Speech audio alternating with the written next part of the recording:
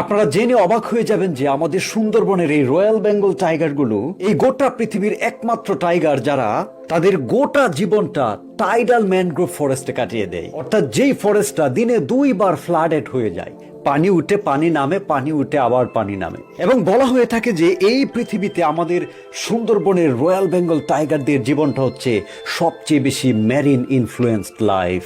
এবং এই marine influenced হওয়ার কারণে যেহেতু সুন্দরবনে দিনে 2 বার পানি উঠে আবার নেমে যায়, আমাদের এই বাঘগুলোকে, রয়্যাল বেঙ্গল টাইগারগুলোকে প্রতিনিয়ত তাদের হান্টিং অর্থাৎ শিকারের কৌশল, তাদের বাসস্থান, তাদের লুকিয়ে থাকা, চলাফেরা করা, সেগুলোকে অ্যাডজাস্ট করতে হয় এই প্রতিকূল এনভায়রনমেন্টে সার্ভাইভ করার জন্য, যেটা পৃথিবীর আর কোনো টাইগারের ভাগ্যে নাই। আরেকটা মজার ব্যাপার হলো আমাদের সুন্দরবনের এই রয়্যাল বেঙ্গল টাইগারগুলো পৃথিবীতে যত টাইগার আছে, যত জঙ্গল, নদী কিংবা জলাশয়ের পাশে থাকুক না কেন, আমাদের বাঘগুলোকে প্রচুর পরিমাণ সাঁতরাতে হয়। প্রায় রেগুলারলি কয়েক কিলোমিটার সাঁতরানো, এক দ্বীপ থেকে আরেক দ্বীপে যাওয়া কিংবা জঙ্গলের এক অংশ থেকে আরেক অংশে চলে যাওয়া একেবারে নিয়মিত রুটিনের ব্যাপার। এবং বিশেষজ্ঞরা বলছেন পৃথিবীতে আর কোনো বাঘের প্রজাতির কিংবা বাঘের জনসংখ্যার এত বেশি সাঁতরাতে হয় না তাদের সার্ভাইভিং করার জন্য, যেটা আমাদের এই রয়্যাল বেঙ্গল টাইগারগুলো করে থাকে।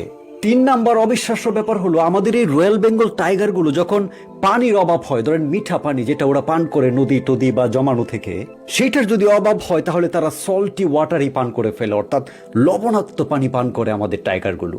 এবং আপনি যদি খোঁজ নেন পৃথিবীর অন্য যে কোনো জায়গায় যেখানে বাঘ আছে, সেই বাঘগুলো মূলত করে কি, সব সময় সল্টি ওয়াটার অর্থাৎ লবণাক্ত পানি এড়িয়ে গিয়ে অন্য জায়গা থেকে দূরত্ব হলেও সেখান থেকে পানি পান করে। কিন্তু আমাদের এই রয়্যাল বেঙ্গল টাইগারগুলো এক ইউনিক ক্যারেক্টার, তারা লবণাক্ত পানীয় পান করে ফেলে প্রয়োজনে।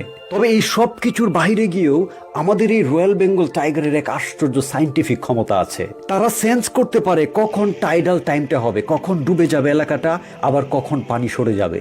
এবং এর পরেও তারা সেন্স করতে পারে তাদের লুকিয়ে থাকার স্পটটা আসলে কোথায় ছিল কিংবা কোথায় আছে। এমনকি এই যে বিশাল সুন্দরবন, যেটার ভিতরে এত গাছপালা, ছোট ছোট খাল, নদী, এই সব কিছুর ভিতরে একটা ম্যাপিং নলেজ আছে আমাদের টাইগারদের। সে জেনে যায় কোন পথে গেলে এই যে স্রোত আসছে যাচ্ছে সেইটা তাদের পথকে আটকাতে পারবে না, এবং কোন দিক দিয়ে গেলে সে মূলত তার যে স্পট, যেখানে তার বাসাটা আছে বা লুকিয়ে থাকে, সেইটা সে খুঁজে পাবে।